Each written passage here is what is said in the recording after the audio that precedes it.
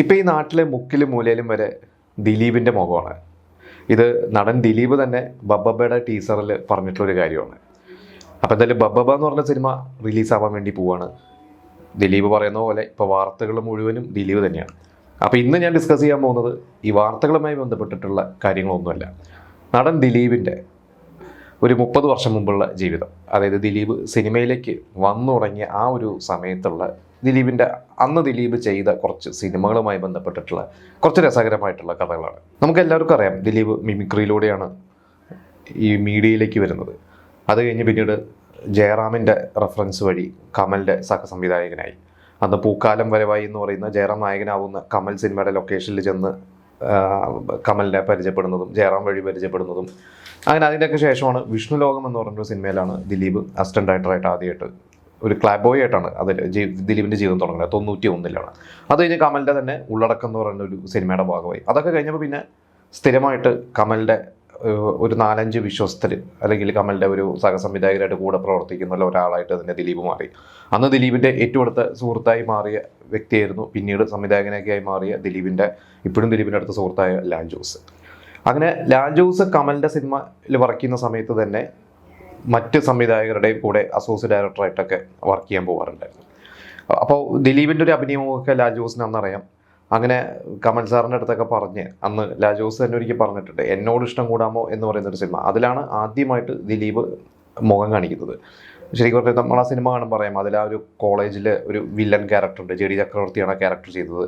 അദ്ദേഹത്തിൻ്റെ ഗ്യാങ്ങിലുള്ള ഒരു 5-6 പേരിൽ ഒരാൾ.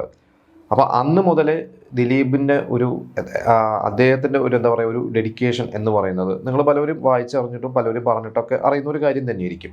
അതായത് ഒരു സീൻ കൊടുത്തു കഴിഞ്ഞാൽ ആ സീൻ അദ്ദേഹം എങ്ങനെ ഇമ്പ്രൂവൈസ് ചെയ്യും, അത് പണ്ട് മുതലേ അദ്ദേഹം ശീലിച്ചിട്ടുള്ള ഒരു കാര്യമല്ല, അല്ലെങ്കിൽ അത്ര ഡെഡിക്കേറ്റഡാണ്. അപ്പോൾ എന്നോട് ഇഷ്ടം കൂടാമോ എന്ന് പറയുന്ന ഒരു സിനിമയിൽ തുടങ്ങുന്ന സമയത്ത് സ്ക്രിപ്റ്റ് എഴുതുന്ന സമയത്തൊന്നും അത്രയധികം ഡയലോഗുകളോ അല്ലെങ്കിൽ ഇത്ര ലെങ്ത് ഉള്ള ഒരു സ്ക്രീൻ പ്രസൻസ് ഉള്ള റോളല്ലായിരുന്നു. പക്ഷെ ദിലീപ് അത് കുറച്ചൊക്കെ ഈ പറഞ്ഞ ലാൽ ജോസിനെ സോപ്പിട്ടും അങ്ങനെയൊക്കെ ആയിട്ടും ഇത് ദിലീപിൻ്റെതായ മിടുക്കൊണ്ടൊക്കെയാണ് എന്നോട് ഇഷ്ടം കൂടാൻ പോലെ ക്യാരക്ടർ കുറച്ച് വലുതാക്കിയിട്ടും ആ ക്യാരക്ടറിന് കുറച്ച് ഡയലോഗ്സൊക്കെ അങ്ങനെയൊക്കെ കൂട്ടിയിട്ടൊക്കെ ചെയ്തിട്ടുണ്ട്.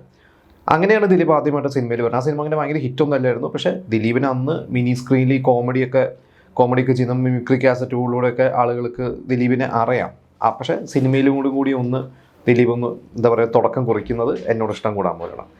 അത് കഴിഞ്ഞിട്ട് പിന്നീട് കമലിൻ്റെ ആയുഷ്കാലം എന്ന് പറഞ്ഞ സിനിമയിലും ദിലീപ് അസിസ്റ്റന്റ് ഡയറക്ടറായിരുന്നു. ആ വർഷം 92 എന്ന് പറഞ്ഞ വർഷം തന്നെയാണ്. പക്ഷേ ആയുഷ്കാലത്തിൽ ദിലീപിനെ അങ്ങനെ മോൻ കാണിക്കാനുള്ള അവസരമൊന്നും കിട്ടിയിട്ടില്ല. പക്ഷെ നമ്മളിപ്പോൾ കാണുമ്പോൾ അതിൽ ഏറ്റവും അവസാനത്തെ ഒരു പ്രേതങ്ങൾ വന്നിട്ട് ഈ സായികുമാറിനെ കൊണ്ടുപോകുന്നതൊക്കെ ഒരു സീനിട്ട് അതിലൊരു മുഖംമൂടി അല്ല, വേറൊരു പ്രത്യേക ഡ്രസ്സൊക്കെ ധരിച്ചിട്ട് അത്ര ക്ലിയർ ഒന്നുമല്ല. അതിലൊരു പ്രേതം ലാൽ ജോസും ഒരു പ്രേതം ദിലീപുമാണ്. അത് കഴിഞ്ഞ് പിന്നീട് 93 കഴിഞ്ഞ് 94 എന്ന് പറയുന്ന ഒരു വർഷം, ഇതാണ് ദിലീപിൻ്റെ ഒരു കരിയറിലെ ഏറ്റവും വളരെ പ്രധാനപ്പെട്ട ഒരു ടേണിംഗ് പോയിന്റ് ആയ ഒരു വർഷമാണ്. അതിൽ ഒരു സിനിമ എന്ന് പറയുന്നത് സൈന്യം എന്ന് പറയുന്നൊരു സിനിമ. നമ്മളൊരുവിധം എല്ലാവരും ആ ഒരു സിനിമ കണ്ടിട്ടുണ്ടോ?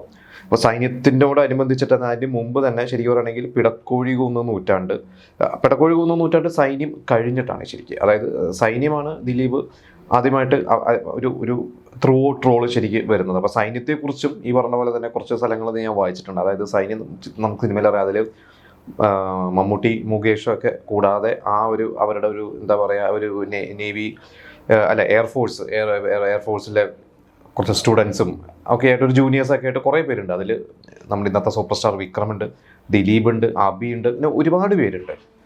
അന്ന് അബിയാണ് ശരിക്കും ദിലീപിനെക്കാട്ടും കുറച്ചും കൂടി ഒരു താരമൂല്യം മിമിക്രി രംഗത്തുള്ള. അതായത് മിമിക്രീനെ പണ്ട് ജയസൂര്യ വരെ ഒരിക്കൽ പറഞ്ഞിട്ടുണ്ട്, ഇംഗ്ലീഷ് അക്ഷരങ്ങളിൽ ആദ്യത്തെ അക്ഷരം എ, മിമിക്രി എന്ന് പറഞ്ഞാൽ അത് ആദ്യം അബി, ഇങ്ങനെയാണ് എന്ന് തന്നെയാണ് പറഞ്ഞത്. ഈ KS പ്രസാദ് എന്ന് പറയുന്ന കലാഭവനിലെ ഏറ്റവും സീനിയർ ആയിട്ടുള്ള വ്യക്തി പറഞ്ഞിട്ടുണ്ട്, അന്നത്തെ മിമിക്രി കാസറ്റ്സ് ഒക്കെ ചിലതിലേക്ക് എടുത്താൽ ഫസ്റ്റ് പേര് അബിയാണ്, പിന്നീടാണ് ബാക്കിയുള്ളവരുടെയൊക്കെ പേര്. അതിൽ 4-ാമത്തെ 5-ാമത്തെ ഒക്കെ പേര് ദിലീപിൻ്റെ പേരുള്ളൂ.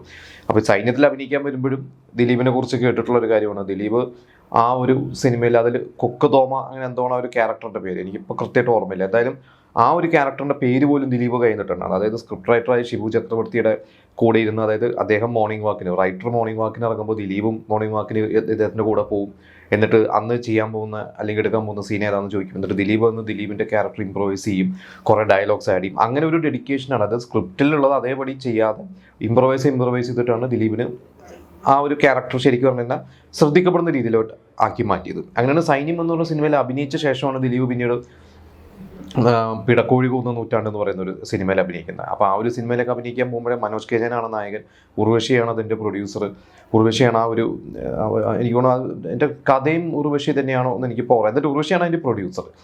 അപ്പോൾ ആ ഒരു സിനിമ ചെയ്യുന്ന ഒരു സമയത്തും ഇതേപോലെ മനോജ് കെ ജയൻ്റെ ഗ്യാങ്ങിൽ ഇടവള ബാബു ഉൾപ്പെടെ കുറേ പേരുണ്ട്.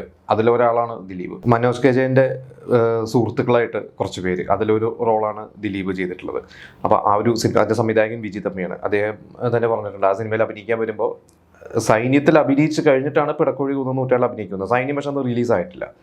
അപ്പോൾ പിന്നെ അന്ന് ഇടവള ബാബു പറഞ്ഞിട്ടുണ്ട്. ഇവരൊക്കെ ദിലീപിനെ കുറിച്ചൊക്കെ പിന്നീട് പലപ്പോഴും പറഞ്ഞിട്ടുള്ള കാര്യമാണ്. അത് ആ സിനിമയിൽ ദിലീപ് പ്രൊഡക്ഷൻ്റെ സൈഡിൽ നിന്നൊക്കെ ദിലീപിന് വളരെ മോശമായിട്ടുള്ള ഒരു അനുഭവം വരുന്നത്. അതായത് ദിലീപിന് പേയ്മെൻറ്റ് പ്രോപ്പറായിട്ട് കൊടുത്തിരുന്നില്ല. പിന്നീട് അത് ചോദിച്ചിട്ടൊക്കെയാണ്, അതായത് അന്ന് വിജി തമ്പി തന്നെയാണ് അതൊക്കെ സംസാരിച്ച് റെഡിയാക്കി കുറച്ച് പേയ്മെൻറ്റൊക്കെ റെഡിയാക്കി കൊടുത്തത്. പിന്നെ കോസ്റ്റ്യൂം ഡിപ്പാർട്ട്മെൻറ്റ് ഭാഗത്ത് നിന്ന് ദിലീപിന് വിചാരിച്ച പോലെ കോസ്റ്റ്യൂം ഒന്നും കൊടുത്തില്ല. അങ്ങനെ കുറേ, പക്ഷേ ഇതൊക്കെ പിന്നീട് മാറി മറിഞ്ഞു എന്നുള്ളതാണ്. അപ്പോൾ അത് കഴിഞ്ഞിട്ടാണ് ഇപ്പോൾ സൈന്യം ഇറങ്ങി കഴിഞ്ഞിട്ടാണ് പിന്നീട് ഈ സൈന്യത്തെക്കുറിച്ച് പറയുമ്പോൾ മറ്റൊരു കാര്യം, ദിലീപ് തന്നെ തമാശ രൂപേണയാണ് ദിലീപ് പറഞ്ഞിട്ടുള്ളത്. അന്ന് എവർഷൈൻ പ്രൊഡക്ഷൻസിൻ്റെ എവർഷൈൻ മണി എന്ന് പറയുന്ന ഏറ്റവും സീനിയർ ആയിട്ടുള്ള പ്രൊഡ്യൂസർ, അദ്ദേഹമാണ് സൈന്യത്തിൽ ദിലീപിനെ പറഞ്ഞു, അതായത് ജോഷി സാറിൻ്റെ അടുത്തേക്ക് പറഞ്ഞിട്ടുണ്ട്, സംവിധായകൻ ജോഷിയുടെ അടുത്തേക്ക് പറഞ്ഞിട്ടുണ്ട്. അപ്പോൾ ദിലീപ് പറഞ്ഞ അന്ന് അബിയും നാദർശിയും ഒരുമിച്ചാണ് പോയിട്ടുള്ളത്. പക്ഷേ ഈ എയർഫോഴ്സ് ഉദ്യോഗസ്ഥന്മാരെന്ന് നോക്കുമ്പോൾ അത്യാവശ്യം നല്ലൊരു പൊക്കവും കാര്യങ്ങളൊക്കെ ഉള്ളതുകൊണ്ട് അബിക്ക് കിട്ടി, നാദർശയ്ക്ക് കിട്ടിയില്ല. അപ്പോൾ ദിലീപ് എന്ത് ചെയ്തു, ഒറ്റയ്ക്കാണ് പോയത്. അങ്ങനെയാണ് ദിലീപിന്, കാരണം ദിലീപിന് ശരിക്കും പൊക്കമില്ല. ആ കൂട്ടത്തിൽ ഏറ്റവും പൊക്കം കുറഞ്ഞ ദിലീപാണ്. അപ്പോൾ പൊക്കമില്ലാത്തതുകൊണ്ട് ഇവരുടെ കൂട്ടത്തിൽ പോകാതെ ഒറ്റയ്ക്ക് പോയിട്ട് എങ്ങനെയൊക്കെയോ അതിൻ്റെ റോള് മേടിച്ചെടുത്തതാണ്. അങ്ങനെ ഈ സിനിമകളൊക്കെ കഴിഞ്ഞ് ഇതിൻ്റെ ഇടയ്ക്ക് സുദിനം എന്ന് പറയുന്ന ഒരു സിനിമ ലാൽ ജോസ് ആയിരുന്നു അതിൻ്റെ അസോസിയേറ്റ്. അപ്പോൾ ആ ഒരു സിനിമയിൽ ശരിക്കും സിനിമ കണ്ടവർക്ക് അറിയാം, അതിൽ ജയറാമും മാധവിയും സുധീഷും ഒക്കെ പ്രധാന റോള് ചെയ്യണം. അപ്പോൾ അന്ന് സുധീഷ് മൺചത്രത്താഴ് എന്ന് പറയുന്ന ഒരു സിനിമയുടെ തിരക്കായിട്ട് ആ ഒരു സിനിമയിൽ അഭിനയിക്കാൻ പോവുകയാണ്. അതുകൊണ്ട് ഇതിലേക്ക് വരാൻ പറ്റില്ല എന്ന് പറഞ്ഞപ്പോൾ ആ റോളിന്ന് ദിലീപിന് കൊടുക്കാം എന്ന് ലാൽ ജോസ് മനസ്സിൽ വിചാരിച്ചിരിക്കുന്ന സമയത്ത് സുധീഷ് വന്നു. പക്ഷെ സുധീഷ് വന്നിട്ട് അതിൽ സുധീഷിൻ്റെ ഒരു ഫ്രണ്ടിൻ്റെ ഒരു ക്യാരക്ടറിൽ ദിലീപിനെ ആ റോൾ ഉണ്ടാക്കി കൊടുക്കുകയാണ് ചെയ്തത്. അപ്പോൾ അങ്ങനെ ഈ സുഹൃത്തുക്കളും ഇവരൊക്കെ തന്നെ സഹായിച്ചിട്ടുണ്ട്. ലാൽ ജോസൊക്കെ വലിയ രീതിയിൽ സഹായിച്ചിട്ടുണ്ട്. ഇതൊക്കെ കഴിഞ്ഞിട്ടാണ് പിന്നീട് മാനത്തെ കൊട്ടാരം എന്ന് പറഞ്ഞ സിനിമയിലേക്ക് എത്തുന്നത്. അപ്പോൾ മാനത്തെ കൊട്ടാരം എന്ന് പറഞ്ഞൊരു സിനിമ അന്ന് ഇതേപോലെ തന്നെ പ്ലാൻ ചെയ്യുമ്പോൾ അന്ന് മമ്മൂക്കയാണ് അതിൻ്റെ മാനത്തെ കൊട്ടാരത്തിൻ്റെ വൺ ഓഫ് ദി റൈറ്റേഴ്സായ അൻസാർ കലാഭവൻ മമ്മൂക്കയുടെ ഒരു സുഹൃത്താണ്. അൻസാർ കലാഭവന് മമ്മൂക്ക ഒക്കെ സജഷനൊക്കെ, അത് സൈന്യം കഴിഞ്ഞ ശേഷമാണ് മമ്മൂക്കൊക്കെ ദിലീപിൽ ഒരു കോൺഫിഡൻസ് വന്നത്. അങ്ങനെ ഇവരൊക്കെ കൂടി റെഫർ ചെയ്തിട്ടാണ് മാനത്തെ കൊട്ടാരത്തിലേക്ക് എത്തുന്നത്. അപ്പോൾ മാനത്തെ കൊട്ടാരത്തിലും ദിലീപും അന്ന് അവരുടെ കൂടെ ഉണ്ടായിരുന്ന ഷിയാസും ഒക്കെ ആയിരുന്നു. പിന്നീട് ഷിയാസിനെ മാറിയിട്ടാണ് നാദർഷ വരുന്നത്. പിന്നെ ഹരിസ് അശോകനുണ്ട്, ഇന്ദ്രൻസ് ഉണ്ട്, നമുക്കറിയാം സുരേഷ് ഗോപി, കുഷ്ബു എല്ലാവരും ഉണ്ട്. അപ്പോൾ ഇത്രയും ഈ സിനിമകളിലൂടെ വന്ന് മാനത്തെ കൊട്ടാരം കഴിഞ്ഞ ശേഷമാണ് പിന്നീട് നമുക്കറിയാം അതിനുശേഷം ഉണ്ടായ ദിലീപിൻ്റെ ഒരു വളർച്ച. അപ്പോൾ ആ ഒരു 94 ഒരു ഡിസംബറോട് കൂടിയാണ് മാനത്തെ കൊട്ടാരം റിലീസാകുന്നത്. ഇപ്പോൾ ഏകദേശം 31 വർഷമാറായി മാനത്തെ കൊട്ടാരം റിലീസാണ്. എനിക്കിപ്പോഴും ഓർമ്മയുണ്ട് മാനത്തെ കൊട്ടാരം, അതുപോലെ തന്നെ ബാബു ആൻ്റിയുടെ കമ്പോളം എന്ന് പറയുന്നൊരു സിനിമ, പിന്നെ സുഹൃതം ആ ഒരു ക്രിസ്മസ് സീസൺ ആയിരുന്നു എന്നാണ് ഓർമ്മ. അങ്ങനെ കുറേ സിനിമകൾ ഇറങ്ങിയിരുന്നു. മാനത്തെ കൊട്ടാരം ഒന്ന് ഹിറ്റായി, ദിലീപിൻ്റെ ക്യാരക്ടർ ശ്രദ്ധിക്കപ്പെട്ടു, ദിലീപും ശ്രദ്ധിക്കപ്പെട്ടു. അവിടെ അങ്ങോട്ട് പിന്നെ 95 വർഷമൊക്കെ ആയപ്പോൾ ദിലീപിന് കുറച്ചും കൂടി നായകതുല്യമായിട്ടുള്ള കുറേ കൂടി സിനിമകളൊക്കെ കിട്ടി. അപ്പോൾ അതിനെക്കുറിച്ചൊക്കെ നമുക്ക് മറ്റൊരു എപ്പിസോഡ് നമ്മളെ മുമ്പും ചെയ്തിട്ടുണ്ട് ചില സിനിമകളെ കുറിച്ചൊക്കെ. അപ്പോൾ ഇപ്പോൾ എനിക്ക് പറയാൻ തോന്നിയതാണ്, ഇപ്പോൾ ഈ അടുത്ത് ഞാൻ ഒരു ദിലീപിനെ കുറിച്ചുള്ള വാർത്തകളൊക്കെ എന്ന് പറയുമ്പോൾ നമുക്കറിയാം നമ്മുടെയൊക്കെ ഫീഡിലൊക്കെ ഇൻസ്റ്റ എടുത്താലും യൂട്യൂബ് എടുത്തു കഴിഞ്ഞാലൊക്കെ സ്ക്രോൾ ചെയ്ത് പോകുമ്പോഴൊക്കെ ദിലീപിനെ കുറിച്ചുള്ള പല റീൽസുകൾ, അത് പോസിറ്റീവായാലും നെഗറ്റീവായാലും അല്ലെങ്കിൽ ദിലീപിനെ കുറിച്ചുള്ള പല എക്സ്പീരിയൻസുകളൊക്കെ നമുക്ക് നോട്ടിഫിക്കേഷനായിട്ട് വരും. അങ്ങനെ ഞാൻ കണ്ട കുറച്ച് റീൽസിലൊക്കെ കണ്ടപ്പോൾ എനിക്ക് പറയാൻ തോന്നിയൊരു കാര്യമാണ്. എന്തായാലും ഇനിയിപ്പോൾ ബബ്ബ റിലീസാവാൻ പോവുകയാണ്. സിനിമ നല്ലതാണെങ്കിൽ ആ സിനിമ എന്തായാലും ഓടുമെന്ന് തന്നെയാണ് എൻ്റെ വിശ്വാസം. അതിൻ്റെ ഇപ്പോൾ മറ്റു കാര്യങ്ങളൊക്കെ വേറെ നമുക്കറിയാം. രാമലീല എന്ന് പറയുന്ന സിനിമ ഇറങ്ങുമ്പോൾ ദിലീപ് എത്ര മോശം അവസ്ഥയിലൂടെയാണ് കടന്നു പോകുന്നത് നമുക്കറിയാം. ആ സിനിമ നല്ലതായിരുന്നു, സിനിമ വിജയിച്ചു. പിന്നീട് വന്ന ദിലീപിൻ്റെ പല സിനിമകളും പരാജയപ്പെട്ടിട്ടുണ്ടെങ്കിൽ ആ ഒരു സിനിമയുടെയും കൂടി പ്രശ്നം കൊണ്ടാണെന്ന് വിശ്വസിക്കുന്ന ഒരാളാണ് ഞാൻ. അതുകൊണ്ട് എന്തായാലും ഞാൻ ബബ്ബയ്ക്ക് വേണ്ടി വെയിറ്റിംഗ് ആണ്. എന്തായാലും നമുക്ക് ആ ഒരു സിനിമ കണ്ടിട്ട് നമുക്ക് അതിനെക്കുറിച്ച് ഡിസ്കസ് ചെയ്യാം.